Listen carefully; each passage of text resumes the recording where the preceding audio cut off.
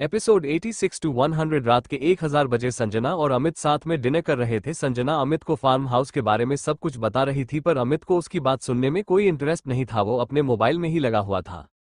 संजना उसे देखकर नाराजगी के साथ बोलती है, अमित मैं कब से तुमसे बात कर रही हूं, पर तुम हो कि मेरी तरफ ध्यान ही नहीं दे रहे हो। अमित मुझे कोई शौक नहीं है तुम्हारी ये फालतू बकबक सुनने की।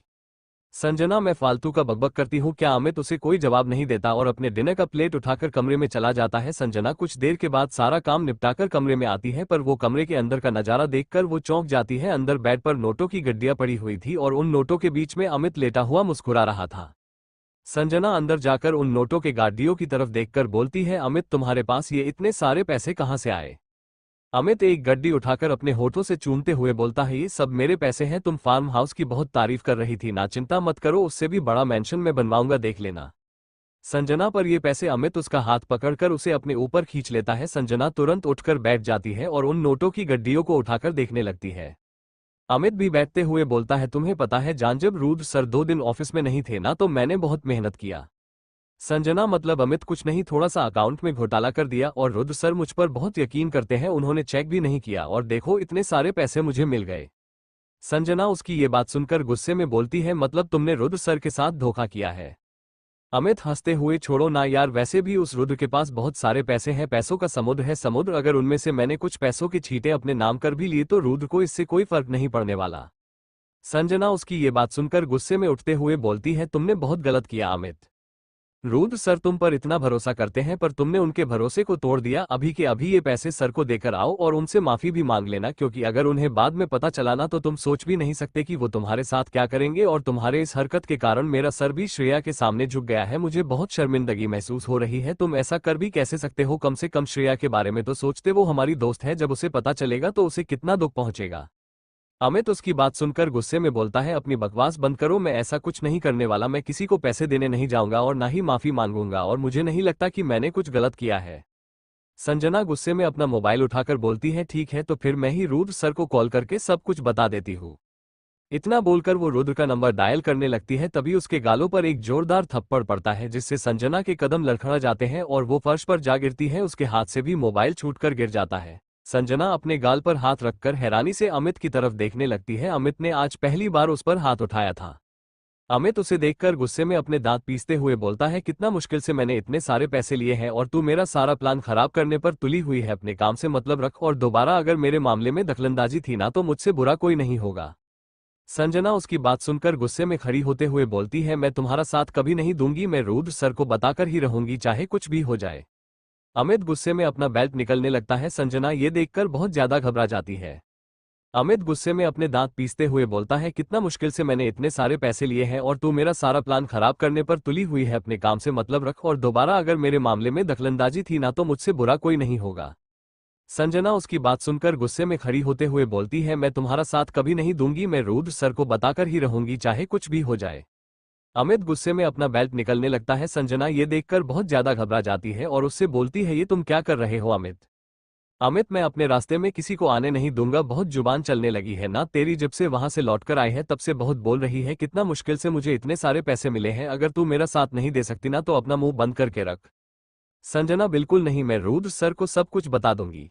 अमित तू तब बताएगी ना जब मैं तुझे बताने दूंगा। इतना बोलकर को संजना को बेल्ट से मारने लगता है। संजना की चीखें पूरे घर में गूंज रही थी, पर कोई भी उसे बचाने वाला नहीं था। कुछ देर के बाद सब कुछ शांत हो जाता है। संजना फर्श पर लेटी हुई रो रही थी, उसके कपड़े जगह जगह से फट चुके थे, उसे बहुत बुरी तरह अमित ने मारा था। अमित आराम से सोफे पर बैठा हुआ शराब पी रहा था।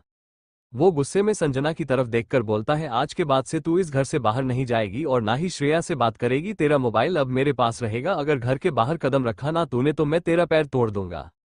संजना उसकी बातें सुन रही थी, उसकी आंखों से लगातार आंसू गिर रहे थे।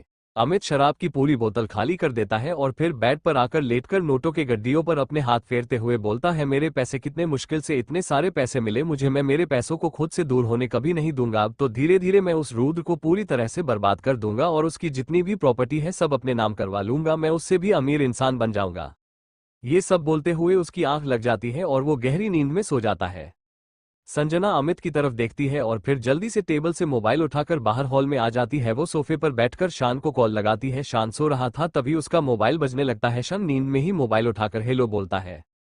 संजना रोते हुए बोलती है, शान शान संजना के रोने की आवाज सुनकर एक झटके में अपनी आंखें खोलकर बेड पर बैठ जाता है और फिर धीरे से बोलता है, संजना क्या हुआ, तुम रो रही हो क्या? संजना, शान आ जाओ, ये एक लाइन बोलकर संजना कॉल कर देती है। शान अपने मोबाइल की तरफ देखता है और फिर जल्दी से कार की चाबी उठाकर कमरे के बाहर चला जाता है। करीब 10 मिनट बाद संजना के घर का बेल बजाने की आवाज आती है। बेल की आवाज सुनकर संजना दरवाजे की तरफ देखती है। शान सिर्फ 10 मिनट में ही उसके घर पहुंच चुका था, जबकि रुद्र के मेंशन से संजना का घर 1 घंटा दूर था। संजना बेल की आवाज सुनकर तुरंत दरवाजे के पास जाकर दरवाजा खोल देती है। दरवाजे पर शान खड़ा था और बुरी तरफ हाफ रहा था। उसे देखकर ही पता चल रहा था कि उसने कितनी स्पीड में कार चलाया होगा। शान संजना को देखने लगता है। संजना के शरीर में चोटों के निशान देखकर शान बहुत ज्यादा घबरा जाता है। वो संजना का चेहरा अपने दोनों हाथों में थामकर नम आंखों से बोलता है, संजना ये क्या हुआ, इतनी सारी चोट लगी, कैसे लगी तुम्हें, सब कैसे हुआ, किसने मारा तुम्हें, बताओ मुझे, वादा करता हूँ उस इंसान की जान ले लूंगा मैं जिसने भी मेरी संजना को तकलीफ पहुंचाई है, उसे तड़प तड़पाकर मारूंगा मैं। संजना शान की बात सुनकर रोते हुए उसके गले से लग जाती है। शान भी उसे अपनी बाहों में भर लेता है। शान की आंखों से भी आंसू गिरने लगते हैं। संजना की चोट देखकर शान के दिल में दर्द उठने लगता है। शान संजना का चेहरा अपने हाथ में थामकर उससे पूछता है, बताओ संजना, किसने मारा है तुम्हें, एक बार बस मुझे उसका नाम बता दो। संजना अपनी लड़खड़ाती जुबान से अमित का नाम लेकर शान की बाहों में बेहोश हो जाती है। शान ये देखकर जल्दी से उसे अपनी गोद में उठा लेता है और फिर अपनी कार में ले जाकर अच्छे से लेटा देता है। उसके बाद वो खुद ड्राइविंग सीट पर बैठकर कार अस्पताल की तरफ मोड़ देता है। उस इस समय बहुत गुस्सा आ रहा था। वो अमित की जान लेना चाहता था, पर उससे पहले संजना उसके लिए महत्वपूर्ण थी। शान बहुत ही तेजी से कार चला रहा था। कुछ ही मिनट में कार एक बड़े से हॉस्पिटल के बाहर आकर रुकती है। वो हॉस्पिटल रुद्र का था। शान संजना को अपनी गोद में उठाता है और अस्पताल के अंदर लाता है। अस्पताल में मौजूद डॉक्टर और नर्स शान को बहुत पहले से जानते थे। शान एक डॉक्टर को गुस्से में बोलता है, जल्द से जल्द इसका इलाज स्टार्ट करो, इसके इलाज में किसी प्रकार की कमी नहीं होनी चाहिए, वरना मैं तुम लोगों को छोड़ूंगा नहीं। डॉक्टर शान का गुस्सा देखकर घबरा गए थे। वो जल्द से जल्द संजना को ऑपरेशन रूम में शिफ्ट करते हैं और उसका इलाज शुरू हो जाता है। शान बाहर बेंच पर ही बैठा हुआ था। उसे बहुत ज्यादा गुस्सा आ रहा था। करीब आधे घंटे के बाद उसका मोबाइल बजता है। शान मोबाइल स्क्रीन की तरफ देखता है। उसे श्रेया का कॉल आ रहा था। शान कॉल उठाकर हेलो बोलता है। श्रेया, शान कहाँ हो आप, इतनी रात को कहाँ चले गए, आपके कमरे की लाइट ऑन थी, मैं आपके कमरे में गई तो देखी कि आप कमरे में नहीं हो, कहाँ हो आप। शान श्रेया को सारी बात बता देता है। श्रेया भी शान की बात सुनकर बहुत ज्यादा परेशान हो जाती है। वो उससे आगे बोलती है, शान आप चिंता मत करो, मैं अभी हॉस्पिटल पहुंच रही हूँ, संजना को कुछ नहीं होगा, वो ठीक हो जाएगी। शान, ठीक है भाभी, आप जल्दी से आ जाइए, मैं आपका इंतजार कर रहा हूँ। श्रेया फिर कॉल काटकर रुद्र को सब कुछ बताती है। कुछ देर के बाद रुद्र श्रेया भी अस्पताल के लिए निकल जाते हैं। वही डॉक्टर भी ऑपरेशन रूम के बाहर आते हैं। शान डॉक्टर को देखकर खड़ा हो जाता है। डॉक्टर शान को देखकर, सर उन्हें बहुत मारा गया है, उनके शरीर में कई जगह गहरे चोट के निशान है, वो जख्म भरने में समय लगेगा, हमने अपनी तरफ से पूरी कोशिश की है, पर वो अभी भी बेहोश है, उन्हें कब तक हो जाएगा ये हम नहीं बता सकते हैं। डॉक्टर की बात सुनकर शान के चेहरे पर गुस्सा साफ साफ नजर आने लगा था। उसका मन कर रहा था कि वो अभी जाकर अमित को जान से मार दे, पर इस समय संजना उसके लिए ज्यादा महत्वपूर्ण थी। शान का दिल तेजी से धड़कने लगा था। वो तुरंत संजना के पास चला जाता है। संजना की आंखें बंद थी, पर उसके चेहरे पर दर्द साफ महसूस हो रहा था। शान संजना के पास बैठ जाता है और उसका हाथ पकड़ लेता है। डॉक्टर शान से बोलते हैं, सर आप बाहर जाइए, मैडम को आराम करने दीजिए, उन्हें आराम की बहुत जरूरत है, भी जितना आराम करेगी उतनी जल्दी ठीक हो जाएंगी। शान डॉक्टर की बात सुनकर संजना की तरफ देखता है और फिर उसके माथे पर किस करके अपने होंठ उसके कान के पास लाकर धीरे से बोलता है, डरना नहीं बेबी, मैं तुम्हारे पास ही हूं, मैं तुम्हें कभी भी खुद से दूर जाने नहीं दूंगा, और जिसने भी तुम्हें चोट पहुंचाई है ना, तो मैं तुमसे वादा करता हूं कि मैं उस इंसान को बहुत बुरी मौत दूंगा। ये बोलकर वो संजना के माथे को चूम लेता है और फिर कमरे के बाहर चला जाता है। शान कमरे के बाहर आकर अपना हाथ जोर से दीवार पर दे मारता है। उसे बहुत गुस्सा आ रहा था, तभी कोई पीछे से उसके कंधे पर हाथ रखता है। शान पलटकर पीछे की तरफ देखता है। उसके सामने श्रेया और रुद्र खड़े थे। श्रेया, शान, संजना ठीक है ना? शान, भाभी वो अंदर है, अभी बेहोश है, डॉक्टर ने कहा है कि उसे कुछ देर में होश आ जाएगा, मुझे बहुत गुस्सा आ रहा है भाभी, उस अमित के कारण संजना की ऐसी हालत हुई है, मैं उस अमित को नहीं छोड़ूंगा, मैं उसे जान से मार दूंगा। रुद्र, उस अमित के साथ क्या करना है वो मैंने सोच लिया है, तू चल मेरे साथ, और श्रेया तुम यहीं रुको संजना के पास, हम दोनों थोड़ी देर में आ जाएंगे। श्रेया रुद्र की बात सुनकर अपना सर हिला देती है। रुद्र शान को लेकर वहां से चला जाता है। श्रेया भी उनके जाने के बाद कमरे के अंदर संजना के पास चली जाती है। आधे घंटे बाद एक अंधेरे कमरे में एक आदमी के चिल्लाने की आवाज आ रही थी और उसे बुरी तरह मारा जा रहा था। कुछ देर के बाद कमरे का दरवाजा खुलता है। दरवाजा खुलते ही कमरे में चारों तरफ रोशनी फैल जाती है और उस आदमी का चेहरा साफ साफ दिखने लगता है। वो आदमी और कोई नहीं बल्कि संजना का पति अमित था। अमित को कुर्सियों से बांधा गया था और रुद्र के आदमी उसे मार रहे थे। रुद्र फिर अपने आदमियों को आंखों से इशारा करता है। रुद्र का इशारा पाते ही उसके आदमी साइड हट जाते हैं। रुद्र फिर गुस्से में अमित की तरफ देखता है। अमित रुद्र की आंखें देखकर बहुत ज्यादा घबरा जाता है।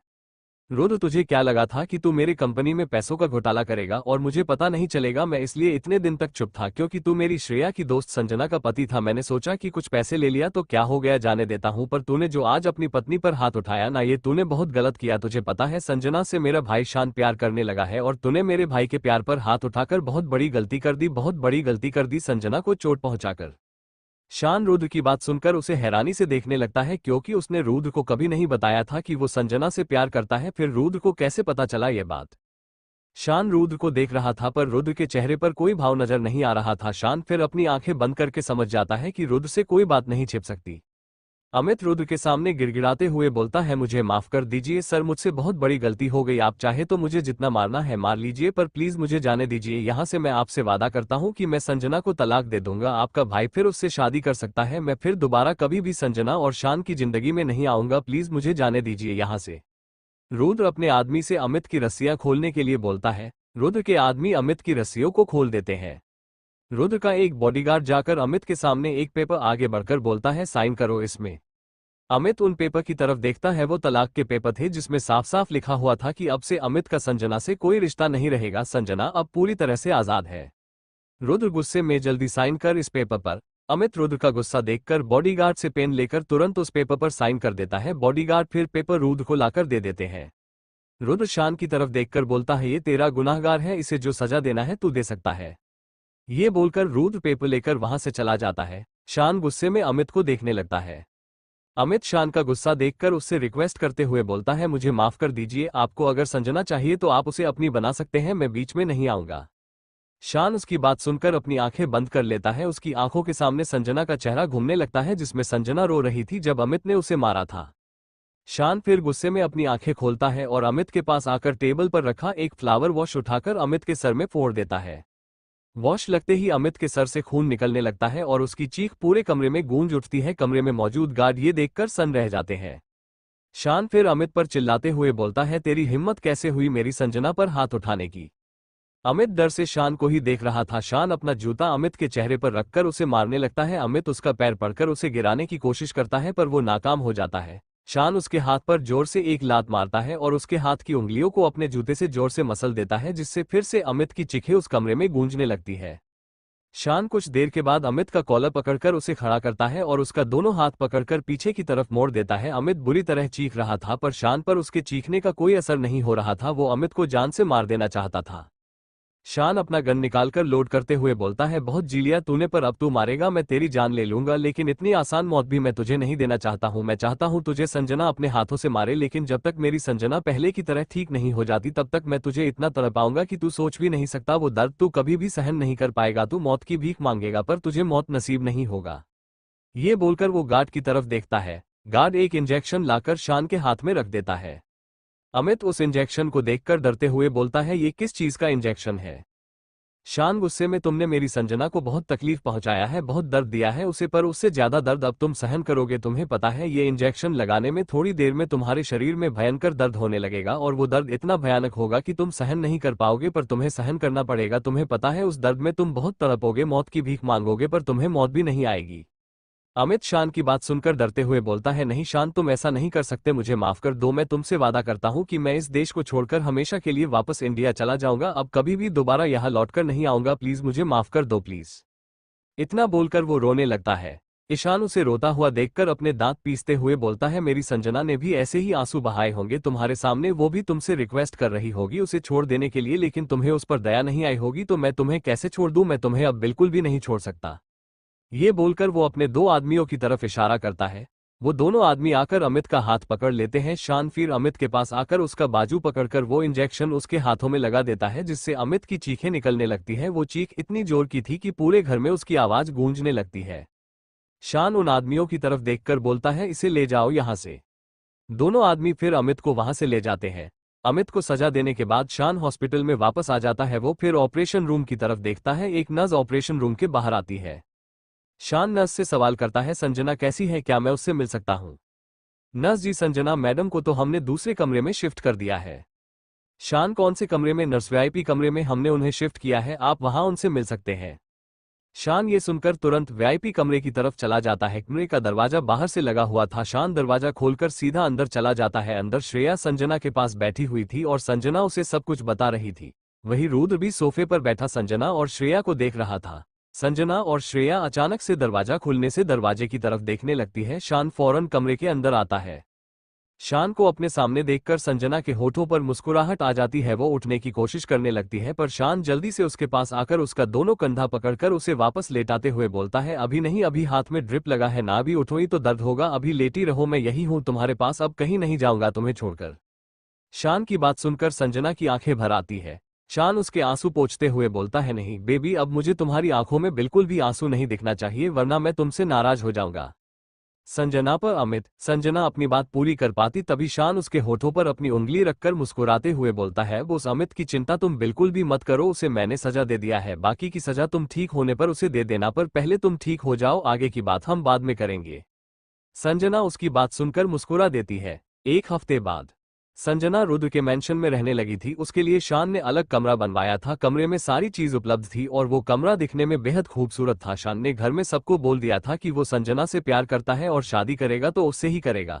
वही संजना के साथ जो भी हुआ था वो सब भी सारे घर के सदस्यों को पता चल गया था। सभी संजना के साथ थे। घर में सभी को संजना पसंद आ गई थी। दादाजी ने खास शान से कहा था कि जब तक उसकी और संजना की शादी नहीं हो जाती तब तक संजना और उसे अलग कमरे में रहना पड़ेगा।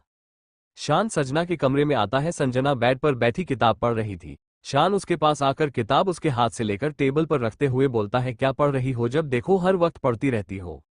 संजना, तो और क्या करूं? शान उसका हाथ पकड़कर प्यार से बोलता है, मुझे देखो, मुझसे प्यार भरी बातें करो जिसे सुनने के लिए मैं हमेशा से तरसता आया हूं और तुम्हारे मुंह से वो 3 शब्द भी सुनना चाहता हूं।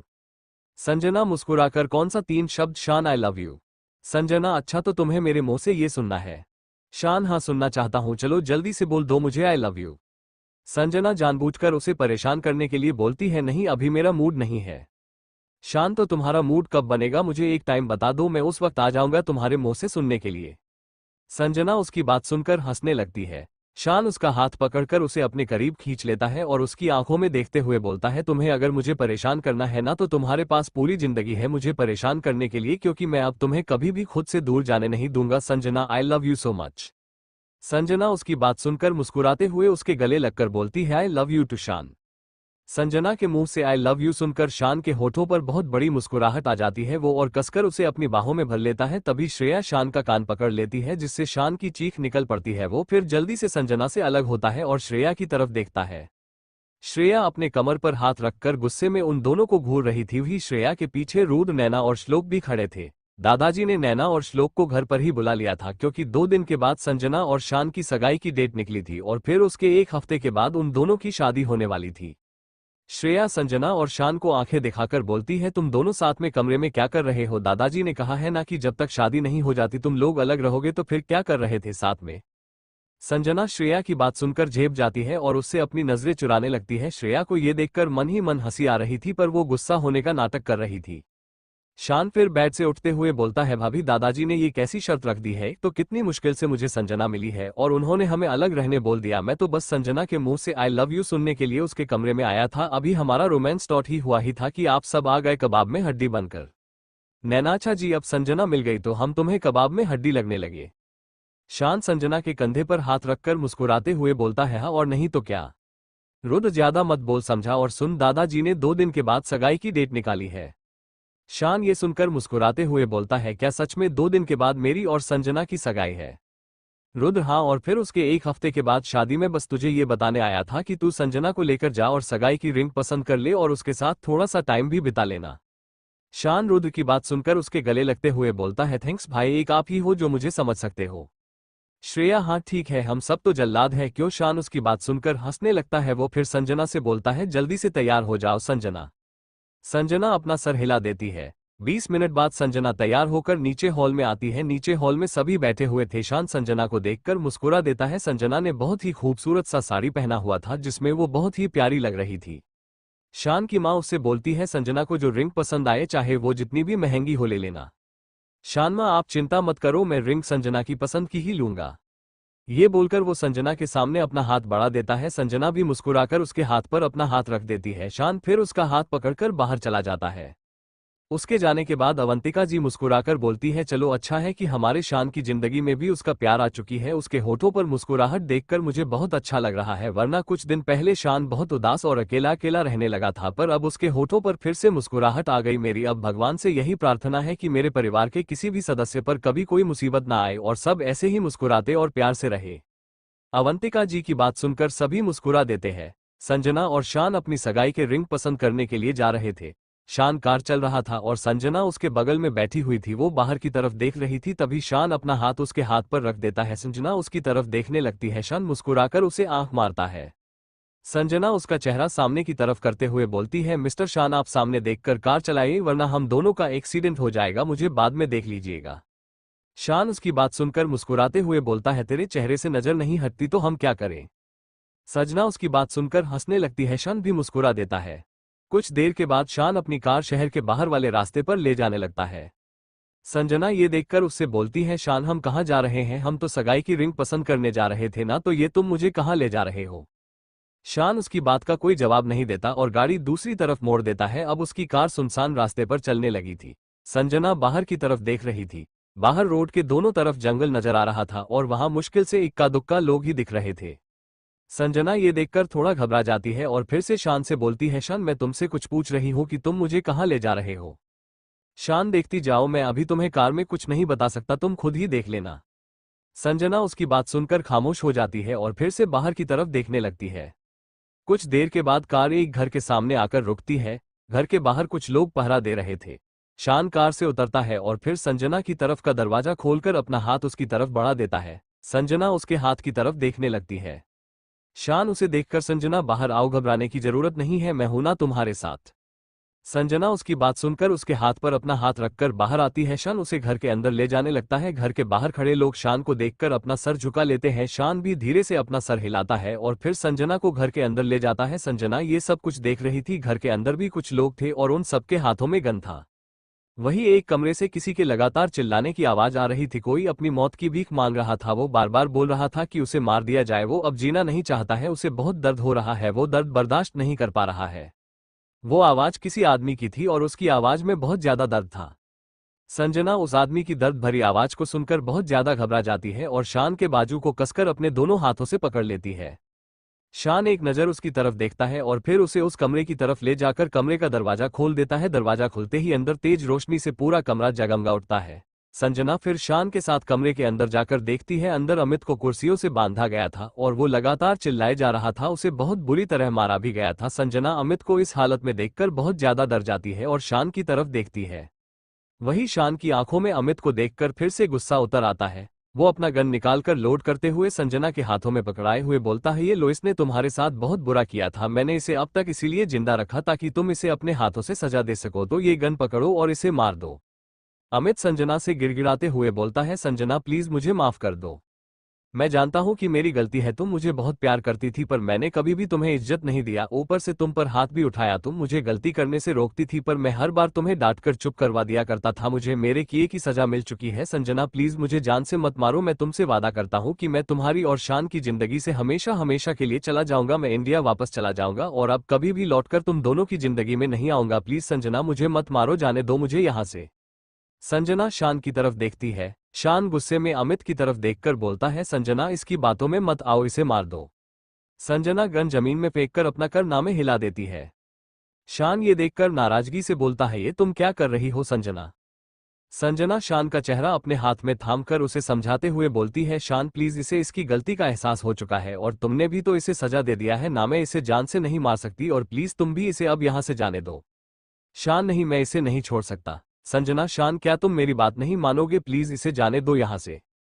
मैं नहीं चाहती कि हमारी नई जिंदगी की शुरुआत किसी के खून से हो, मैं अपनी नई जिंदगी की शुरुआत खुशियों के साथ करना चाहती हूँ, प्लीज अमित को जाने दो यहाँ से। और एक बार ये भी तो सोचो, अगर मैं अमित के साथ यहाँ नहीं आई होती तो मैं तुमसे कैसे मिलती, अगर कुछ बुरा हुआ है तो अच्छा भी तो हुआ है ना, मैं तुमसे प्यार करने लगी हूँ शान और अब तुम्हारे साथ पूरी जिंदगी खुशी से बिताना चाहती हूँ, प्लीज इसे जाने दो यहाँ से, इसे इसके किए की सजा मिल चुकी है। शान अमित की तरफ गुस्से में देखता है। अमित उसे देखकर अपना सर झुका लेता है। शान फिर अपने एक आदमी को आवाज लगाता है। आदमी कमरे का दरवाजा खोलकर अंदर आता है। शान दूसरा वाला इंजेक्शन लेकर आओ। आदमी शान का ऑर्डर सुनकर चला जाता है। थोड़ी देर के बाद वो आदमी अपने हाथ में एक इंजेक्शन लेकर आता है। शान फिर अमित की तरफ देखकर बोलता है, इसकी रस्सी खोल दो और यह इंजेक्शन इसे लगा दो। अमित फिर से इंजेक्शन देखकर घबराते हुए बोलता है, अब तुम मुझे कौन सा इंजेक्शन लगा रहे हो? प्लीज मुझे मत मारो, मैंने कहा ना मैं तुम्हारी और संजना की जिंदगी से चला जाऊंगा, प्लीज मुझे छोड़ दो। शाम, गुस्से में तुम्हें मार नहीं रहा हूं, तुम्हारे शरीर में जो दर्द हो रहा है उसे कम करने के लिए ये इंजेक्शन लगा रहा हूं। ये इंजेक्शन लगाते ही तुम्हारे शरीर में हो रहा दर्द पूरी तरह से ठीक हो जाएगा और फिर तुम चुपचाप से इंडिया वापस चले जाना, और अगर दोबारा तुम मुझे शहर में दिख गए ना तो मेरे आदमी उसी समय तुम्हें गोली मार देंगे। अमित शान की बात सुनकर अपना सर हिला देता है।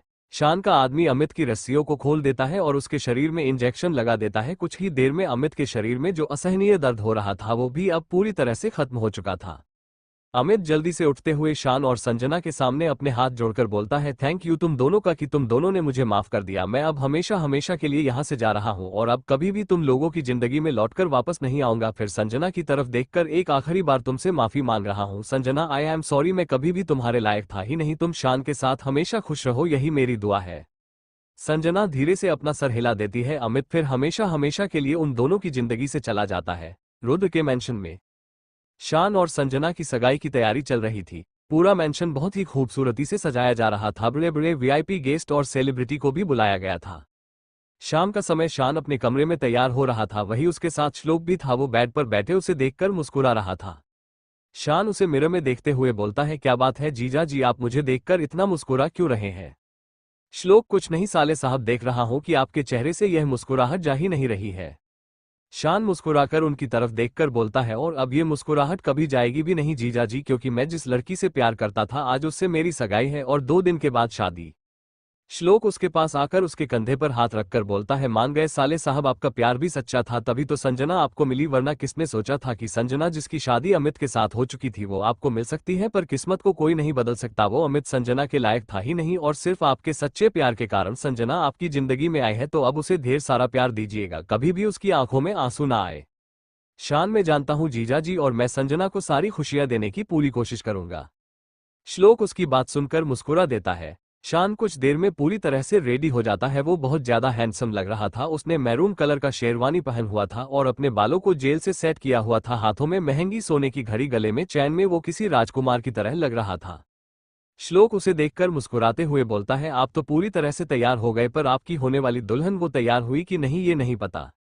शान, ठीक है, मैं उसे देखकर आता हूँ। ये बोलकर वो कमरे के बाहर जाने लगता है। तभी श्लोक उसका हाथ पकड़कर उसे अपने पास खींचते हुए बोलता है, क्या कर रहे हैं आप साले साहब, आप ऐसे नहीं जा सकते। शान, क्यों नहीं जा सकता श्लोक, वो तैयार हो रही होगी और वहां उसके साथ श्रेया भाभी और नैना भी होगी, तो आप ऐसे उनके कमरे में नहीं जा सकते। शान, में जा सकता हूं, संजना मेरी होने वाली पत्नी है और मेरा पूरा हक है उससे जाकर मिलने का और उसे देखने का। ये बोलकर शान वहां से चला जाता है। श्लोक उसे आवाज लगाता ही रह जाता है। शान कुछ देर में कमरे के अंदर आता है। तभी उसकी नजर संजना पर जाती है। संजना ने maroon net embroidery lehenga choli पहना हुआ था जिसमें वो बहुत ज्यादा खूबसूरत लग रही थी। उसके बाल खुले हुए थे, उसने हल्का मेकअप किया हुआ था। शान उसे देखकर अपने दिल पर हाथ रखकर बोलता है, हाय, लगता है आज तो तुम मेरी जान लेकर ही रहोगी संजना। संजना के साथ उस कमरे में नैना और श्रेया भी मौजूद थे। श्रेया ने रेड कलर की साड़ी पहनी हुई थी और नैना ने ग्रीन कलर का लहंगा पहना हुआ था। वो दोनों पर बहुत ज्यादा खूबसूरत लग रही थी। श्रेया, संजना और नैना शान की आवाज सुनकर उसकी तरफ देखती है। शान दरवाजे के पास ही खड़ा संजना को देखकर मुस्कुरा रहा था।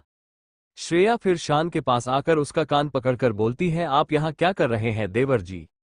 शान, भाभी मेरा कान छोड़ो, अगर मेरा कान बाहर निकल गया ना तो सगाई में मैं बिना कान के अच्छा नहीं लगूंगा। श्रेया उसका कान छोड़कर बोलती है, पर आप यहाँ कर क्या रहे हैं? शानवो, मैं संजना को देखने आया था, सगाई में सारे गेस्ट के देखने से पहले मैं मेरी संजना को देखना चाहता था, इसलिए मैं यहाँ आ गया। क्या कुछ देर मैं मेरी संजना के साथ बिता सकता हूँ प्लीज? शान ने ये बात बहुत ही मासूमियत के साथ बोली थी। श्रेया उसके गाल पर हाथ रखकर प्यार से बोलती है, ठीक है, पर सिर्फ 10 मिनट में, और नैना कमरे के बाहर ही खड़े हैं। शान मुस्कुराकर, थैंक यू भाभी। श्रेया और नैना फिर मुस्कुराकर कमरे के बाहर चली जाती है। शान संजना की तरफ देखने लगता है। संजना शर्माकर अपनी पलकें झुका लेती है। शान फिर कमरे का दरवाजा अंदर से लगाकर संजना की तरफ अपने कदम बढ़ा देता है। शान संजना के पास आकर उसका दोनों हाथ थाम लेता है और प्यार से उसके चेहरे को देखने लगता है। संजना भी उसे देखकर मुस्कुरा रही थी। शान उसके चेहरे को अपने हाथ में थामकर बोलता है, मुझे तो अभी भी विश्वास नहीं हो रहा है कि मैं जिससे प्यार करता हूँ उससे आज मेरी सगाई होने वाली है, कहीं ये सपना तो नहीं है ना संजना। संजना उसकी बात सुनकर उसे देखती है और फिर जोर से उसके हाथ में पिंच कर देती है, जिससे शान की चीख निकल पड़ती है, संजना ये क्या कर रही हो। संजना मुस्कुराकर उसके कंधे पर हाथ रखकर बोलती है, बस आपको यकीन दिला रही हूं कि ये कोई सपना नहीं है। शान हंसकर उसे अपने करीब खींचकर उसकी आंखों में देखते हुए प्यार से बोलता है, हाँ समझ गया कि ये कोई सपना नहीं हकीकत है। ये बोलकर वो अपने होंठ संजना के होंठ के करीब लाना लगता है, तभी संजना शान के होठों पर अपना हाथ रखकर उसे रोकते हुए बोलती है, किस मत करना। शान, क्यों, क्या हुआ संजना, मेरी लिपस्टिक खराब हो जाएगी। शान उसकी बात सुनकर उसे आंखें दिखाता है। संजना अपना सरनामे हिलाकर बोलती है, मैं किस नहीं करनी दूंगी। शान, अच्छा ठीक है नहीं कर रहा हूं, किस हाथ हटाओ अपना। संजना अपने होठों से अपना हाथ हटा लेती है। शान फिर टेबल में रखा काजल उठाकर उसके कान के पीछे लगाते हुए बोलता है, आज तुम बहुत खूबसूरत लग रही हो संजना, कहीं तुम्हें मेरी नजर ना लग जाए। संजना उसकी बात सुनकर मुस्कुरा देती है और फिर उसके गले से लग जाती है। कुछ देर बाद शान और संजना हॉल में सबके बीच आ जाते हैं। श्रेया, नैना और सारे घर वाले वहीं मौजूद थे। रुद्र तो श्रेया को ही देख रहा था। श्रेया भी बहुत खूबसूरत लग रही थी। अभी सगाई में थोड़ा समय बाकी था, इसलिए कुछ मेहमान खाने पीने में अपना फोकस करने लगे थे। रुद्र श्रेया के पास आकर उसका हाथ पकड़कर उसे स्टेज में ले जाता है। सॉरी, लाइट ऑफ हो जाती है और एक मेन लाइट उन दोनों के ऊपर पड़ती है। सभी उन दोनों को देखकर चेयर पर बैठ जाते हैं और गाना स्टार्ट होता है। मेरे हाथ में तेरा हाथ हो, सारी जन्नतें मेरे साथ हो, तू जो पास हो फिर क्या ये जहां, तेरे प्यार में हो जाऊं फन्ना। मेरे हाथ में तेरा हाथ हो, सारी जन्नतें मेरे साथ हो, तू जो पास हो फिर क्या ये जहां, तेरे प्यार में हो जाऊं फन्ना। मेरे हाथ में तेरा हाथ हो, सारी जन्नतें मेरे साथ हो, तेरे दिल में मेरी सांसों को जगह मिल जाए, तेरे इश्क में मेरी जान फना हो जाए। रुद्र मुस्कुराकर अपना एक हाथ श्रेया के कमर पर रखता है और उसका दूसरा हाथ पकड़कर उसे अपने करीब खींच लेता है। श्रेया उसकी आंखों में देखकर मुस्कुरा रही थी। रुद्र फिर श्रेया को पीछे की तरफ पलटता है और अपना दोनों हाथ उसके पेट पर रखकर उसे गोल घुमाता है। अगले ही पल वो श्रेया को अपनी तरफ पलटता है और उसे अपनी बाहों में भर लेता है। रुद्र और श्रेया बहुत ही अच्छा डांस कर रहे थे। सभी उन दोनों का डांस देखकर मुस्कुरा रहे थे। गाना जैसे खत्म होता है तभी रुद्र श्रेया को अपने गले से लगा लेता है। पूरा हॉल तालियों की गड़गड़ाहट से गूंज उठता है। रुद्र श्रेया को अपने गले से लगाया हुआ खड़ा था। श्रेया अपनी आंखें खोलकर चारों तरफ देखती है। सब उन दोनों को देखकर मुस्कुरा रहे थे। श्रेया फिर धीरे से रुद्र से बोलती है, रुद्र जी खाना खत्म हो गया है। रुद्र की आंखें बंद थी, वो अभी भी श्रेया को अपनी बाहों में भरा हुआ था। वो आंख बंद किए हुए ही उससे बोलता है, हाँ मुझे पता है कि गाना खत्म हो गया है। श्रेया, तो फिर मुझे छोड़िए। रुद्र उसकी बात सुनकर उसे और कसकर अपनी बाहों में भरते हुए बोलता है, नहीं मेरा अभी मन नहीं कर रहा तुम्हें छोड़ने का। श्रेया, पर सब हमें ही देख रहे हैं। रुद्र श्रेया की बात सुनकर उसका चेहरा अपने हाथ में थामकर प्यार से बोलता है, देखने दो, मुझे किसी से कोई फर्क नहीं पड़ता। मैं सबके सामने भी तुम्हारे साथ रोमांस कर सकता हूँ और मेरा बस चले तो सारी जिंदगी तुम्हें ऐसे ही अपनी बाहों में रखना चाहता हूँ। ये बोलकर वो वापस श्रेया को अपने गले से लगा लेता है। रुद्र और श्रेया एक दूसरे के गले लगे हुए थे, तभी तालियां की गड़गड़ाहट से पूरा हॉल गूंज उठता है। श्रेया रुद्र से अलग होकर स्टेज के नीचे चली जाती है। रुद्र भी उसके पीछे चला जाता है। कुछ देर के बाद शान और संजना स्टेज पर जाते हैं क्योंकि सगाई का मुहूर्त हो चुका था। श्रेया एक थाली में रिंग लेकर उनके पास आती है और शान को पहले रिंग देती है। शान रिंग लेकर मुस्कुराते हुए संजना की तरफ देखता है। संजना भी मुस्कुरा रही थी। शान संजना का हाथ पकड़कर पहले उसके हाथ पर किस करता है और फिर उसे रिंग पहना देता है। श्रेया फिर संजना को रिंग देती है। संजना शान की तरफ देखती है तो शान जल्दी से अपना हाथ आगे कर देता है। संजना ये देखकर हंसने लगती है, तभी शान उसका हाथ पकड़कर खुद ही अपने हाथ में रिंग पहनकर ताली बजाने लगता है। ये देखकर वहां मौजूद सभी लोग हंसने लगते हैं। शान फिर संजना का हाथ पकड़कर उसे अपने गले से लगा लेता है और उसके माथे पर किस कर देता है। सारे मेहमान उन दोनों पर फूल फेंकने लगते हैं। रुद्र भी श्रेया के पीछे आकर उसके ऊपर फूल डालता है। श्रेया पलटकर उसकी तरफ देखती है। रुद्र फिर श्रेया के कान में धीरे से बोलता है, हमारी सगाई तो हुई नहीं थी ना। श्रेया ना में अपना सर हिला देती है। रुद्र उसका हाथ पकड़कर उसे वहां से बाहर गार्डन लाता है। श्रेया गार्डन में देखती है, वहां अंधेरा था। देखकर वो रुद्र से बोलती है, रुद्र जी सारे मेहमान अंदर है तो सिर्फ हम दोनों बाहर क्या कर रहे हैं।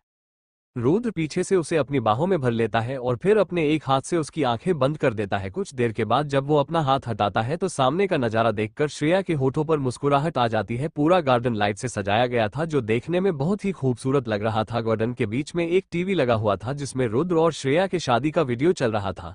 श्रेया उस वीडियो को देखकर मुस्कुरा देती है और उस पल को याद करने लगती है जब उसकी शादी रुद्र से हुई थी। रुद्र फिर श्रेया के सामने आकर खड़ा हो जाता है और प्यार से उसके माथे पर किस करके बोलता है, हमारी शादी तो गलती से हुई थी, जो मेरी जिंदगी की सबसे यादगार और अनमोल गलती थी। हमारी सगाई नहीं हो पाई थी ना, तो मैं आज इसी वक्त तुमसे सगाई करना चाहता हूँ। बोलो तुम करोगी मुझसे सगाई? श्रेया मुस्कुराकर अपना सर हाँ में हिला देती है। रुद्र अपनी जेब से 2 रिंग निकालता है। उसने पहले से ही सारी तैयारी करके रखी थी। वो एक रिंग श्रेया के हाथ में पकड़ा देता है और दूसरा रिंग लेकर पहले श्रेया की उंगली में रिंग पहनाता है, फिर उसके हाथ पर किस कर देता है। श्रेया मुस्कुरा देती है। रुद्र भी फिर अपना हाथ आगे करता है। श्रेया उसके उंगली में भी रिंग पहना देती है। रुद्र उसके दोनों गालों पर किस कर देता है और उसे अपनी बाहों में भर लेता है। उनके गले लगते ही उनके ऊपर फूलों की बारिश होने लगती है। श्रेया ऊपर की तरफ देखती है पर रुद्र तो उसके चेहरे को ही देख रहा था। श्रेया बहुत ही ज्यादा प्यारी लग रही थी। दोनों काफी देर तक यूं ही एक दूसरे की बाह से लगे रहते हैं। थोड़ी देर बाद रुद्र फिर श्रेया का हाथ पकड़कर उसे अंदर हॉल में मेहमानों के बीच ले जाता है। शान रेडी होकर अपने कमरे के बाहर आता है तो पूरे मेंशन को देखकर उसके होठों पर बड़ी सी मुस्कुराहट आ जाती है। पूरा मेंशन फूलों और लाइटिंग से सजाया जा रहा था, जो दिखने में काफी खूबसूरत लग रहा था। शान फिर नीचे आता है। नीचे सभी अपने कामों में लगे हुए थे। सुरेखा जी शान को देखकर बोलती है, उठ गया तू, जा और जाकर तैयार हो जा, थोड़ी देर में तेरी हल्दी की रस्म शुरू होगी। शान अपनी मां की बात सुनकर अपने कमरे में चला जाता है। कुछ देर के बाद वो तैयार होकर बाहर गार्डन में आता है। बाहर गार्डन का गद्दे लगाए जा रहे थे और हल्दी की रस्म का सारा इंतजाम किया जा रहा था। वही रुद्र सबको काम समझा रहा था। रुद्र के साथ अवंतिका जी और श्रेया भी वहीं मौजूद थे। अवंतिका जी फिर श्रेया से बोलती है, श्रेया जाओ तुम भी तैयार हो जाओ और जाकर देखो संजना तैयार हुई या नहीं। श्रेया अपना सर हिलाकर वहां से चली जाती है। वो फिर संजना के कमरे में आती है। संजना ने पीले कलर की साड़ी पहनी हुई थी, उसके बाल खुले हुए थे, उसने हल्का मेकअप किया हुआ था और वो बहुत ज्यादा खूबसूरत लग रही थी। श्रेया उसके पास आकर टेबल से काजल उठाकर उसके कान के पीछे लगाते हुए बोलती है, तू तो बहुत खूबसूरत लग रही है संजना। संजना श्रेया की बात सुनकर मुस्कुरा देती है। श्रेया आगे बोलती है, मैं भी तैयार हो जाती हूँ, फिर बाहर गार्डन में चलते हैं, हल्दी की रस्म शुरू होने वाली है। संजना अपना सर हिलाती है। श्रेया फिर तैयार होने चली जाती है। कुछ देर के बाद वो तैयार होकर संजना के कमरे में आती है और संजना को लेकर बाहर गार्डन में चली जाती है। बाहर गार्डन में शान पहले से ही गद्दे पर बैठा हुआ था। वो संजना को देखकर मुस्कुराने लगता है। श्रेया संजना को उसके बगल में बैठा देती है। शान संजना के गाल पर किस कर देता है। संजना अपने गाल पर हाथ रखकर घूरकर उसकी तरफ देखती है तो शान उसे अपना दांत दिखाकर हंस देता है। संजना उससे कुछ बोलती तभी श्रेया शान का कान पकड़कर उससे बोलती है, देवर जी खुद पर थोड़ा कंट्रोल कीजिए और आसपास नजर दौड़ा लीजिए, घर के सारे सदस्य यही मौजूद है। शान श्रेया की बात सुनकर सामने की तरफ देखता है। घर के सारे सदस्य उसे ही घूरकर देख रहे थे। शान सबकी नजरों को देखकर तुरंत संजना से थोड़ा साइड हटकर बैठ जाता है और नीचे की तरफ देखने लगता है। शान को ऐसे घबराता हुआ देखकर सभी अपना मुंह दबाकर हंसने लगते हैं। अवंतिका जी फिर सामने आकर शान और संजना को हल्दी लगाने लगती है। उनके बाद श्रेया, सुरेखा जी और नैना भी शान और संजना को हल्दी लगाती है। घर की औरतों के हल्दी लगाने के बाद अब घर के जेंट्स भी शान और संजना को हल्दी लगाने लगते हैं। पहले दादाजी, उसके बाद रुद्र के पापा चाचा और फिर रुद्र और श्लोक भी शान और संजना को हल्दी लगाते हैं। शान सबके हल्दी लगाने के बाद अपने हाथ में हल्दी लेकर संजना को लगाने लगता है। ये देखकर सभी हंसने लगते हैं। वहीं रुद्र की नजर श्रेया पर जाती है। श्रेया भी मुस्कुराकर शान को देख रही थी तभी रुद्र उसके पीछे आकर उसके खुले कमर पर हल्दी लगा देता है। श्रेया उसके अचानक छूने से सिहर उठती है और उसकी तरफ देखती है। रुद्र उसके कान में अपने होठ रखकर धीरे से बोलता है, अंदर चलो, मैं भी तुम्हें हल्दी लगाना चाहता हूँ। श्रेया उसे मना करते हुए बोलती है, जी नहीं, आज हमारी नहीं बल्कि शान और संजना की हल्दी है।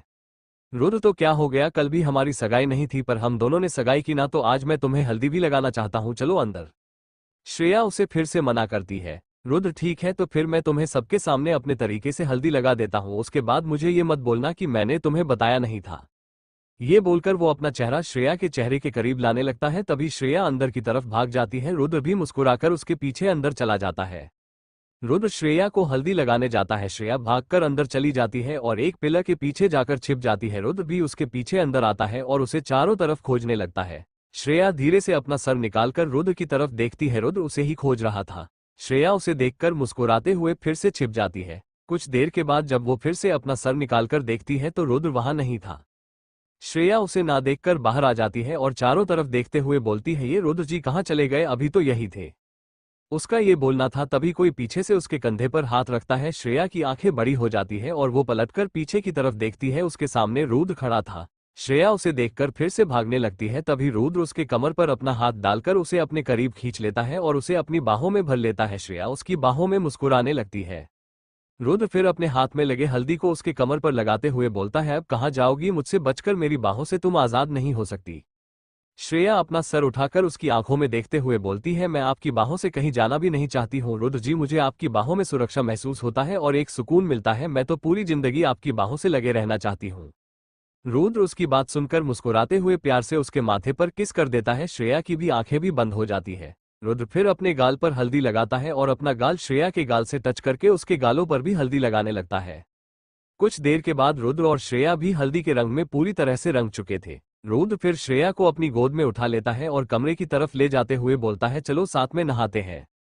श्रेया उसकी बात सुनकर शर्मा जाती है और अपनी पलकें झुका लेती है। रुद्र उसे ऐसे करता हुआ देखकर मुस्कुरा देता है। वो फिर उसे कमरे के अंदर बने बाथरूम में ले जाता है और शॉवर के नीचे लाकर खड़ा कर देता है। फिर बाथरूम का दरवाजा बंद करके खुद भी उसके पास आकर शॉवर ऑन कर देता है। दोनों शॉवर के पानी में भीगने लगते हैं।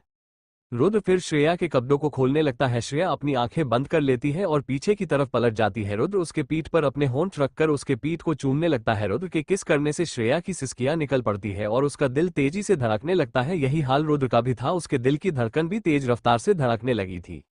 रुद्र फिर श्रेया को एक झटके में अपनी तरफ पलट देता है। श्रेया की आंखें बंद थी और उसका चेहरा शर्म से लाल हो गया था। रुद्र उसे देखकर मुस्कुरा देता है। वो फिर उसके होठों की तरफ देखता है। श्रेया की होठ पानी में भीगने के कारण गिले हो गए थे और कांप भी रहे थे। ये देखकर रुद्र अपने होंठ उसके होठों पर रख देता है। रुद्र के होठों का एहसास होते ही श्रेया पूरी तरह से सिहर उठती है और उसके शर्ट को मजबूती से पकड़ लेती है। रुद्र उसे किस करने लगता है। पहले तो वो श्रेया को सॉफ्ट किस कर रहा था, पर बाद में उसका किस डिप होने लगता है। श्रेया भी उसके बालों में अपनी उंगलियां चलाने लगती है। करीब 10 मिनट डीप किस करने के बाद वो श्रेया के होठों से अलग होता है। श्रेया लंबी सांसें ले रही थी। रुद्र फिर अपने होंठ उसके गर्दन पर रख देता है और उसके गर्दन पर धीरे धीरे किस करने लगता है। वही श्रेया भी अब खुद को पूरी तरह से उसके हवाले कर चुकी थी। रुद्र फिर उसके पूरे चेहरे पर किस करने लगता है। कुछ देर के बाद रुद्र श्रेया को गोद में उठाकर कमरे में ले आता है और बेड पर लेटा देता है। श्रेया उसे ही देख रही थी। रुद्र फिर कमरे का दरवाजा बंद कर देता है और अपने कपड़े खोलकर वही फर्श पर फेंक देता है। वो फिर श्रेया के ऊपर आकर उसके चेहरे और होंठ पर फिर से किस करने लगता है। दोनों एक ही चादर में लिपटे हुए एक दूसरे को बेतहाशा प्यार किया जा रहे थे और प्यार की गहराई में डूबते चले जा रहे थे। उस कमरे में अब दोनों के सांसों की आवाज गूंजने लगती है। शाम का समय। संजना अपने कमरे में तैयार हो रही थी। दो पार्लर वाली उसे तैयार कर रही थी। तभी कमरे का दरवाजा खुल जाता है। अचानक से दरवाजा खुलने से संजना और दोनों लड़कियां दरवाजे की तरफ देखने लगती है। दरवाजे पर शान खड़ा था। वो दूल्हे की शेरवानी में था और बहुत ज्यादा हैंडसम लग रहा था। वो पूरी तरह से तैयार हो गया था। वो फिर कमरे के अंदर आकर दोनों लड़कियों को बाहर जाने बोलता है। दोनों लड़की एक बार संजना की तरफ देखती है और फिर चली जाती है। शान फिर कमरे का दरवाजा अंदर से बंद कर देता है। संजना उसे देखकर उठते हुए बोलती है, शान तुम क्या कर रहे हो, दरवाजा क्यों बंद कर रहे हो और तुम अंदर कमरे में क्यों आ गए। अभी थोड़ी देर के बाद हमारी शादी होने वाली है, अगर किसी ने देख लिया तो फिर बातें करेंगे। शान उसके पास आकर उसकी बाजू पकड़ लेता है और अपना चेहरा उसके चेहरे के बेहद करीब लाकर बोलता है, संजना मैं तुम्हें सबसे पहले देखना चाहता था इसलिए आ गया।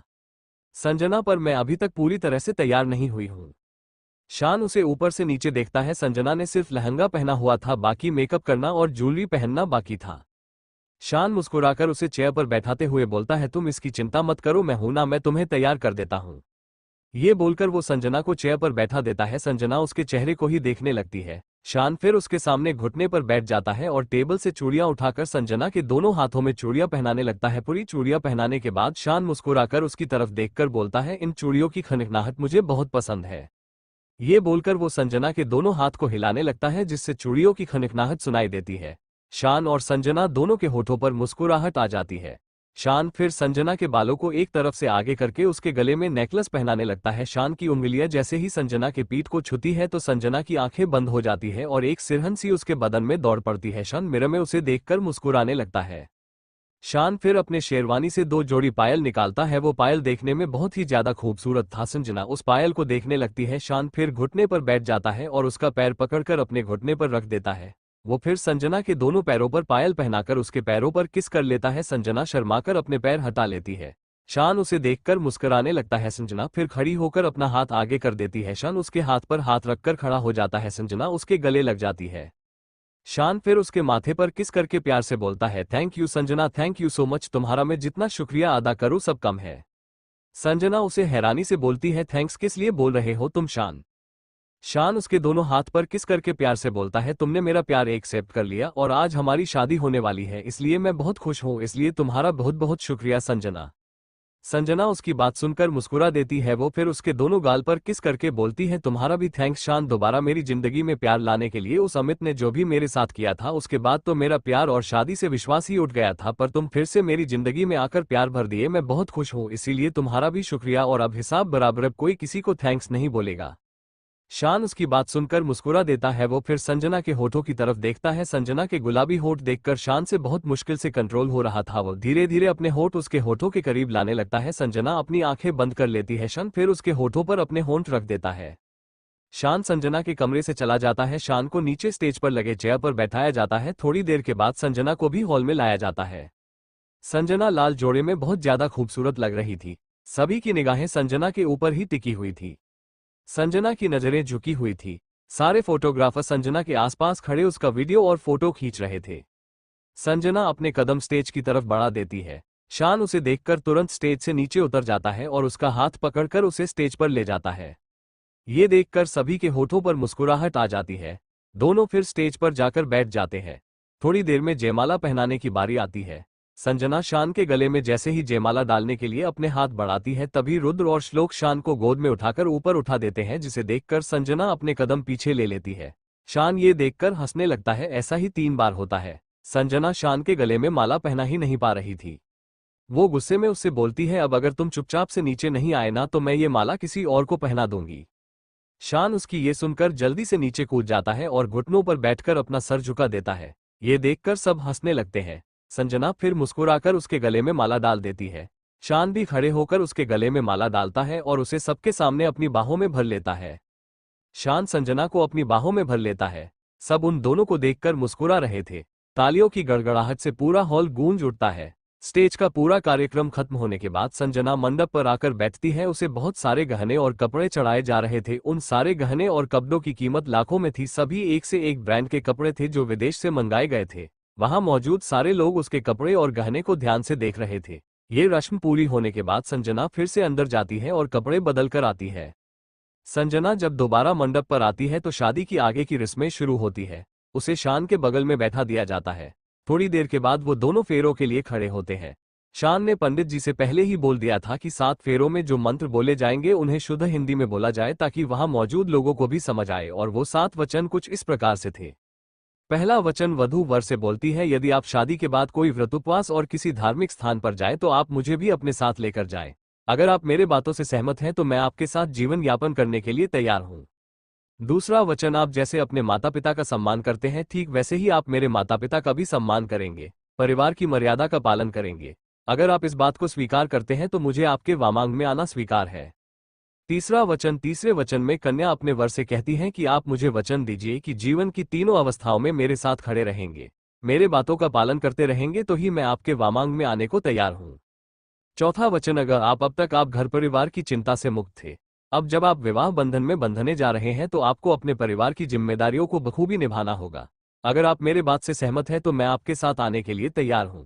इस वचन से यह मालूम होता है कि पुत्र का विवाह तब करे जब वो अपने पैरों पर खड़ा हो, अपने परिवार का खर्चा चलाने लगे। पांचवा वचन, इस वचन में कन्या अपने वर से कहती हैं कि अगर आप घर परिवार के लेन देन में मेरी भी राय हो तो मैं आपके वामांग में आना स्वीकार करती हूँ। छठवां वचन, कन्या कहती है, यदि मैं अपनी सखियों के साथ बैठकर कुछ समय बीता रही हूं तो उस समय आप किसी प्रकार का अपमान नहीं करेंगे, साथ ही आपको जुआ के लत से खुद को दूर रखना होगा। अगर आप हमारी बातों को मानते हैं तो मैं आपके वामांग में आने को तैयार हूं। सातवां वचन, अंतिम वचन में कन्या कहती हैं कि आप पराई औरतों को माता और बहन के सामान समझेंगे तथा पति पत्नी के प्रेम के बीच में तीसरे किसी भी व्यक्ति को जगह नहीं देंगे।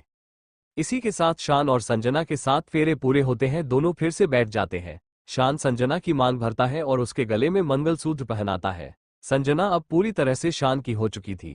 शान जब संजना के गले में मंगलसूत्र पहनाता है तो संजना की आंखें भर आती है। शान उसके माथे पर प्यार से किस करके बोलता है, क्यों रो रही हो, शादी हो गई इसलिए, क्या तुम्हें मुझसे शादी नहीं करनी थी क्या? संजना उसकी बात सुनकर उसे उसके सीने पर हल्का मारते हुए बोलती है, चुप रहो, मुझे अभी भी विश्वास नहीं हो रहा है शान की हमारी फाइनली शादी हो गई। मैंने इस पल का कितना इंतजार किया था। शान उसके गाल में किस करके बोलता है, विश्वास कर लो क्योंकि हमारी शादी हो चुकी है, अब हम हमेशा के लिए एक हो गए हैं। Sanjana, I love you so much. Sanjana भी मुस्कुराकर उसके गले लगकर बोलती है, आई लव यू टू शान। शान भी उसे अपनी बाहों में भर लेता है। संजना मेंशन के दरवाजे पर खड़ी थी, तभी उसके ऊपर फूलों की बारिश होने लगती है। संजना मुस्कुराकर ऊपर की तरफ देखती है, चारों तरफ ढोल बैंड बाजा बज रहा था। शान आज बहुत खुश था, संजना पूरी तरह से उसकी जो हो चुकी थी। दोनों दरवाजे पर आते हैं, तभी अवंतिका जी उन्हें रुकने का इशारा करती है। दोनों दरवाजे पर आकर रुक जाते हैं। अवंतिका फिर श्रेया से बोलती है, जाओ जाकर वो लेकर आओ।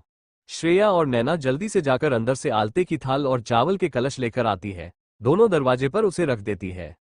अवंतिका मुस्कुराकर संजना से बोलती है, बेटा पहले इस चावल के भरे कलश को अपने पैरों से गिराओ, उसके बाद इस थाल में अपने दोनों पैर रखकर अपने पैरों के कदम से अंदर प्रवेश करो। संजना मुस्कुराकर जी बड़ी माँ बोलती है।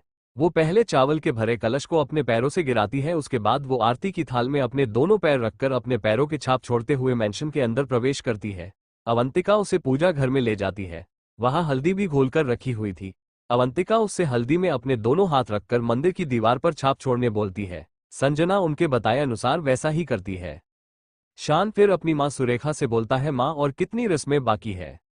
सुरेखा शान को उसे आंखें दिखाकर बोलती है, चुपचाप से खड़ा रह, समझा। सारी रस्में पूरी करने के बाद दोनों हॉल में आते हैं। हॉल में गद्दे बिछाए गए थे। श्रेया शान और संजना को बैठने बोलती है, दोनों गद्दे में बैठ जाते हैं। उनके अगल बगल घर के बाकी सदस्य बैठे हुए थे। शान सबसे पूछता है, अब कौन सी रस्म बाकी है। नैना मुस्कुराकर बोलती है, भाई आपको और भाभी को रिंग खोजना है और जो ज्यादा बार खोजेगा वही जीतेगा, तो चलिए देखते हैं कौन जीतता है। शान और संजना के सामने फिर एक पतीला लाकर रखा जाता है, जिसमें दूध के साथ फूलों की पंखुड़ियां डाली गई थी। सुरेखा शान और संजना को रिंग दिखाते हुए बोलती है, अब श्रेया बहू इसमें 3 बार रिंग डालेंगी और जो पहले रिंग खोज लेगा वो जीत जाएगा और हारने वाले को पूरी जिंदगी जीतने वाले के सामने सर झुकाकर रहना पड़ेगा। सुरेखा की बात सुनकर सब मुस्कुरा देते हैं। शान संजना की तरफ देखता है। संजना भी मुस्कुराकर उसे देख रही थी। सुरेखा संजना की आंखें बंद कर देती है और अवंतिका शान की आंखें बंद कर देती है। सुरेखा फिर रिंग श्रेया को दे देती है। श्रेया पतीले में रिंग डालकर रिंग को चारों तरफ घुमा देती है। सुरेखा और अवंतिका शान और संजना की आंख से अपना हाथ हटाकर बोलते हैं, चलो अब खोजो। शान सुरेखा से बोलता है, वो तो ठीक है मां, पर पहले ये तो बताओ कौन किसकी टीम में है। सुरेखा मुस्कुराकर बोलती है, मैं तो अपने बेटे की टीम में हूं। शान मुस्कुराकर सुरेखा के कंधे पर अपना हाथ रख लेता है। नैना शान के पीछे बैठकर बोलती है, मैं भी तेरे टीम में हूं भाई। श्लोक शान से बोलता है, जिस टीम में मेरी पत्नी है उस टीम में मैं भी रहूंगा। ये बोलकर वो नैना के बगल में आकर बैठ जाता है। नैना उसे देखकर मुस्कुरा देती है। श्रेया संजना के बगल में बैठते हुए बोलती है, मैं तो अपनी दोस्त संजना की टीम में हूं, इससे अब मेरा दूसरा रिश्ता जुड़ गया है और वो है देवरानी जेठानी का। ये मेरी दोस्त के साथ अब देवरानी भी बन गई है। संजना उसकी बात सुनकर मुस्कुरा देती है। रुद्र श्रेया के कंधे पर हाथ रखकर बोलता है, मैं भी अपनी श्रेया की टीम में हूं। दादाजी और दादी माँ भी संजना के पास बैठते हुए बोलते हैं, हम भी संजना की टीम में है। शान पर दादाजी, आपको मेरी टीम में होना चाहिए था। महेंद्र प्रताप उससे बोलते हैं, तू मुझे मत बता मुझे किसकी टीम में रहना है, मैं हारने वाले की टीम में नहीं रहता क्योंकि मुझे पता है तू हारेगा। संजना ये सुनकर हंसने लगती है। शान उसे घूरकर देखते हुए बोलता है, वो तो पता चल ही जाएगा कि कौन जीतता है और कौन हारता है। शान और संजना फिर अंगूठी खोजने के लिए अपने हाथ पतीले के अंदर डाल देते हैं। शान का पूरा ध्यान तो संजना के चेहरे पर ही था, पर संजना एक बार भी उसे देख नहीं रही थी। उसका पूरा ध्यान अंगूठी खोजने में ही था, तभी उसे अंगूठी मिल जाती है। शान का हाथ भी अंगूठी पर पड़ गया था, पर संजना ने अंगूठी को पकड़ लिया था। संजना नजर उठाकर उसकी तरफ देखती है। शान उसके देखते ही अपने निचले होठों को अपने दांतों से काटकर उसे होठों से इशारा करने लगता है। संजना उसका इशारा अच्छे से समझ रही थी, उसने अभी भी अंगूठी को कसकर पकड़ा हुआ था। शान उसे होठों से किस करने का इशारा करता है और अपना एक आंख दबा देता है। उसके ऐसा करने से संजना के हाथ से उसकी अंगूठी छूट जाती है। शान जल्दी से अंगूठी लेकर बाहर निकालकर बोलता है, मैं जीत गया, इस राउंड में जीत मेरी हुई। संजना गुस्से में उसे घूर रही थी। शान मुस्कुराते हुए बोलता है, शान प्रताप सिंह आज तक किसी से नहीं हारा है तो तुमसे क्या हारेगा, और मुझे ऐसे देखने से कोई फायदा नहीं है, मैंने तो पहले ही कहा था कि मैं जीतूंगा। संजना उसकी बात सुनकर अपनी आंखें छोटी करके बोलती है, चीटे कहीं कि तुम चीटिंग करके जीते हो। शान मुस्कुराकर बोलता है, ओ हेलो, मैं कभी चीटिंग नहीं करता समझी, और रिंग पहले मैंने निकाली थी और मैंने क्या चीटिंग की है बताओ। संजना उसकी बात सुनकर खामोश हो जाती है और अपनी नजरें दूसरी तरफ फेर लेती है। महेंद्र प्रताप संजना के सर पर अपना हाथ फेरकर बोलते हैं, कोई बात नहीं बेटा, इसमें उदास होने वाली क्या बात है, अगला राउंड तुम ही जीतोगी, मैं भी देखता हूं ये बदमाश कैसे जीतता है। संजना महेंद्र जी की बात सुनकर फिर से शान की तरफ देखने लगती है। शान भी उसे देखकर मुस्कुराने लगता है। श्रेया फिर से अंगूठी डालकर घुमाती है। इस बार अंगूठी शान को मिलती है। वो संजना की तरफ देखता है। संजना अभी भी अंगूठी खोज रही थी। शान मुस्कुराकर अंगूठी को छोड़ देता है। तभी संजना को अंगूठी मिल जाती है और वो जल्दी से अंगूठी बाहर निकालकर बोलती है, दादाजी अंगूठी मुझे मिल गई। दादाजी संजना के माथे पर किस करके शान से बोलते हैं, देखा जीत गई ना मेरी बहू, अब देख आखिरी राउंड भी यही जीतेगी, उसके बाद तुझे पूरी जिंदगी इसके सामने सर झुकाकर रहना पड़ेगा। शान दादाजी की बात सुनकर अपना एक आईब्रो उठाकर दादी की तरफ देखकर बोलता है, दादी आपके और दादाजी के रिंग खोजने की रस्म में कौन जीता था? दादाजी उसकी बात सुनकर इतराते हुए बोलते हैं, अरे मैं तभी तो ये पूरी जिंदगी। वो अपनी बात पूरी कर पाते तभी उनकी नजर अपनी पत्नी पर जाती है जो उन्हें बहुत ही बुरी तरह गुस्से में घूर रही थी। दादी गुस्से में बोलती है, हाँ हाँ आगे बोलिए, क्या मैं पूरी जिंदगी आपके सामने सर झुकाकर रहती हूँ? दादाजी घबराते हुए बोलते हैं, नहीं मैंने ऐसा थोड़ी बोला था, बल्कि सर झुकाकर तो मैं रहता हूँ आपके सामने। ये बोलकर वो दादी के सामने अपना सर झुका लेते हैं। सब उन्हें देखकर हंसने लगते हैं। श्रेया फिर से अंगूठी घुमाती है। शान और संजना साथ में अंगूठी खोजने के लिए अपने हाथ डाल देते हैं। संजना को अंगूठी मिल जाती है। वो जैसे ही अंगूठी बाहर निकालने को होती है तभी शान उसका हाथ कसकर पकड़ लेता है। संजना उसे आंखें दिखाकर इशारों ही इशारों में बोलती है, छोड़ो मेरा हाथ, क्या कर रहे हो, सब है यहाँ। शान मुस्कुराकर उसकी आंखों में प्यार से देखते हुए बोलता है, नहीं छोड़ूंगा, तुम्हारा हाथ छोड़ने के लिए थोड़ी पकड़ा हूं और ऐसा मौका बार बार नहीं मिलेगा। सबके सामने हाथ पकड़ने का आज मौका मिला है तो मैं ये मौका अपने हाथ से जाने नहीं दूंगा। संजना अपना हाथ पीछे की तरफ खींचने लगती है जिससे रिंग वापस पतीले में गिर जाती है। शान भी उसका हाथ पकड़कर उसे अपनी तरफ खींचने लगता है। तभी नैना शरारत से शान का हाथ पकड़कर ऊपर उठा देती है तो सबकी नजर शान के हाथ पर जाती है। शान ने संजना का हाथ पकड़ा हुआ था। अवंतिका ये देखकर शान का कान खींचते हुए बोलती है, छोड़, मेरी बहू का हाथ क्यों परेशान कर रहा है उसे, और जल्दी से इस रस्म को पूरी करो बेटा। शान मुस्कुराकर संजना का हाथ छोड़ देता है। संजना का चेहरा तो शर्म से लाल हो चुका था। श्रेया फिर से आखिरी बार अंगूठी डालकर घुमाती है। संजना शान को देख रही थी। शान भी अंगूठी खोजते हुए उसे देखने लगता है। संजना शान की तरह ही अपने निचले होठों को अपने दांतों से काटने लगती है। संजना की अदा को देखकर शान के हाथ रुक जाते हैं। संजना उसे किस करने का इशारा करके अपना एक आंख दबा देती है। ये देखकर तो शान का मुंह खुला का खुला रह जाता। संजना को बस इसी मौके की तलाश थी। वो जल्दी से अंगूठी खोजकर बाहर निकाल लेती है और शान को अंगूठा दिखाकर बोलती है, इस मैं जीत गई। दादाजी शान को अंगूठा दिखाकर बोलते हैं, देखा मैंने कहा था ना कि संजना जरूर जीतेगी, देख जीत गई ये, अब तुझे पूरी जिंदगी मेरी बेटी के सामने सर झुकाकर रहना पड़ेगा। शान दादाजी की बात सुनकर मुस्कुराते हुए बोलता है, पूरी दुनिया के सामने नहीं झुक सकता दादाजी, पर संजना के सामने तो सर झुका लूंगा, वो भी पूरी जिंदगी। इतना बोलकर वो अपना सर झुका लेता है। संजना मुस्कुरा देती है। शान भी उसे देखकर मुस्कुरा रहा था। शान फिर संजना के पास आ जाता है और उसके कंधे पर हाथ रखकर उसके कान में धीरे से बोलता है, चीटिंग करते हुए तुम अच्छी नहीं लगती। संजना मुंह बनाकर बोलती है, शुरुआत पहले तुमने किया था ना कि मैंने। शान ये सुनकर हंसने लगता है। धीरे धीरे शाम होने लगता है। शान का कमरा सजाया गया था। चारों तरफ हॉट शेप बैलून लगाए गए थे। उसका कमरा बहुत ही खूबसूरत लग रहा था। वहां चारों तरफ कैंडल्स और दिए जल रहे थे, इसीलिए कमरे में लाइट जलाने की जरूरत नहीं थी। कमरा ऐसे ही जगमगा रहा था। श्रेया संजना को शान के कमरे में लाकर बेड पर बैठा देती है। थोड़ी देर के बाद शान भी कमरे में आता है। नैना किसी गार्ड की तरह कमरे के बाहर खड़ी थी। शान उसे देखकर बोलता है, क्या हुआ, तुम यहाँ क्यों खड़ी हो? नैना उससे बोलती है, जेब ढीली करो भाई, तभी आपको भाभी से मिलने देंगे।